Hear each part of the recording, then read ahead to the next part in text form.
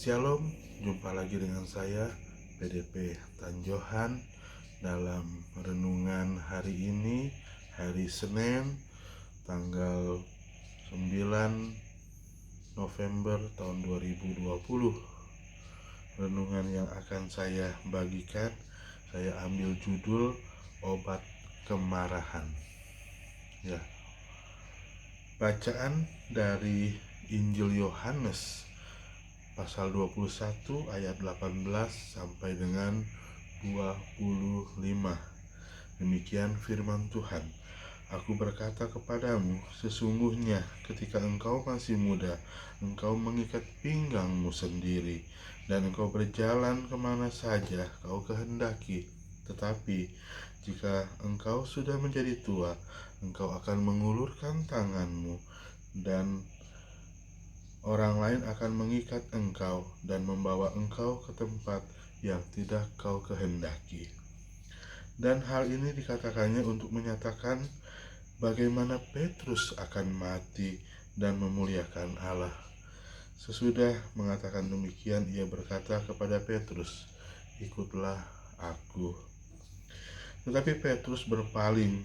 Ia melihat bahwa murid yang dikasihi Yesus sedang mengikuti mereka, yaitu murid yang pada waktu mereka sedang makan bersama duduk dekat Yesus, dan yang berkata, "Tuhan, siapakah dia yang akan menyerahkan engkau?" Ketika Petrus melihat murid itu, ia berkata kepada Yesus, "Tuhan, apakah yang akan terjadi dengan dia ini?" Jawab Yesus, "Jikalau aku menghendaki supaya ia tinggal hidup sampai aku datang, itu bukan urusanmu, tetapi engkau ikutlah aku." Maka tersebarlah kabar di antara saudara-saudara itu bahwa murid itu tidak akan mati. Tetapi Yesus tidak mengatakan kepada Petrus bahwa murid itu tidak akan mati, melainkan, "Jikalau aku menghendaki supaya ia tinggal hidup sampai aku datang, itu bukan urusanmu." Dialah murid yang memberi kesaksian tentang semuanya ini dan yang telah menuliskannya, dan kita tahu bahwa kesaksiannya itu benar. Masih banyak hal lain lagi yang diperbuat oleh Yesus, tetapi jikalau semuanya itu harus dituliskan satu persatu, maka agaknya dunia ini tidak dapat memuat semua kitab yang harus ditulis itu. Nats yang diambil atau ayat intinya dari ayat 22 yang berbunyi, jawab Yesus, "Jikalau aku menghendaki supaya ia tinggal hidup sampai aku datang, itu bukan urusanmu, tetapi engkau ikutlah aku." Ya, saudara-saudara terkasih, kita mungkin akan langsung menyetujui pernyataan bahwa semua manusia diciptakan setara. Namun kita tidak perlu waktu lama untuk menyadari bahwa kehidupan memperlakukan sebagian orang lebih baik daripada orang lain. Kita harus belajar menerima hal ini tanpa merasa marah. Ketidakadilan hidup dapat terlihat dalam banyak segi kehidupan. Contohnya, ada penyakit kanker yang menggerogoti tubuh seorang anak kecil, sementara para perokok dan peminum berat tetap hidup sampai usia lanjut. Sebagian orang menikmati kesehatan yang bagus, sedangkan yang lainnya tidak. Sebagian orang tidak menderita cacat fisik, tetapi yang lain mengalami cacat yang parah. Sebagian orang bekerja dengan keras, namun tetap hidup dalam kemiskinan, sementara yang lain dilahirkan kaya atau tampaknya selalu mendapatkan segala macam kesempatan.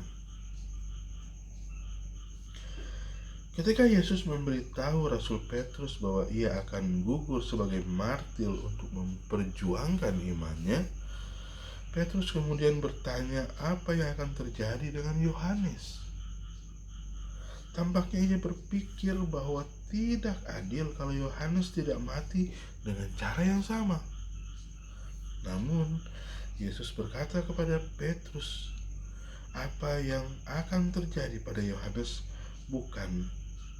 bukanlah urusan Petrus. Itu sudah menjadi keputusan Allah.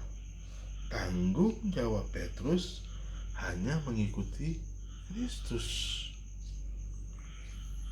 Saudara-saudara yang terkasih, apabila melihat orang lain membuat Anda marah terhadap ketidakadilan hidup ini,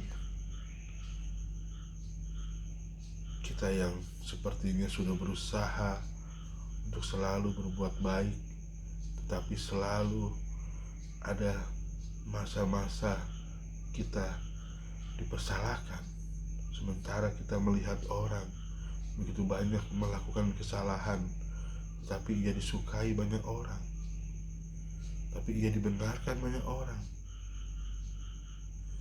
Jika itu terjadi dalam diri kita, sudah mulai ada rasa cemburu, sakit hati, ubahlah fokus kita. Caranya yaitu pandanglah Yesus dan ikutilah Dia. Ketidakadilan hidup hanyalah bersifat sementara.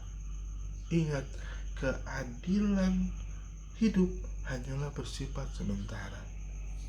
Keadilan yang sempurna akan kita nikmati selamanya di dalam sorga. Kesimpulannya adalah kemarahan datang karena melihat orang lain. Kepuasan datang karena melihat Allah. Oleh karena itu, agar hati kita dipuaskan, agar sukacita kita penuh, pandanglah Dia. Dia yang tidak bersalah, Dia yang tidak berdosa, menanggung beban seberat itu, karena Dia mencintai kita, karena Dia ingin nanti kita hidup bersama dengan Dia, dengan damai sejahtera di dalam kekekalan, di dalam kerajaan-Nya. Itulah kehidupan kekal yang akan kita nikmati selamanya. Kehidupan di dunia ini hanyalah sementara. Terkadang situasi seperti ketidakadilan terjadi dalam hidup kita, itu hanyalah satu ujian kehidupan agar kita lebih melekat kepada Tuhan, agar kita semakin dikuatkan bahwa inilah dunia yang sebenarnya, dunia yang penuh dengan kepura-puraan, dunia yang penuh dengan sandiwara, dunia yang penuh dengan ketidakadilan. Keadilan hanya milik Kristus yang nantinya akan datang membawa kita, orang-orang percaya kepadanya. Tuhan Yesus memberkati kita semua. Shalom.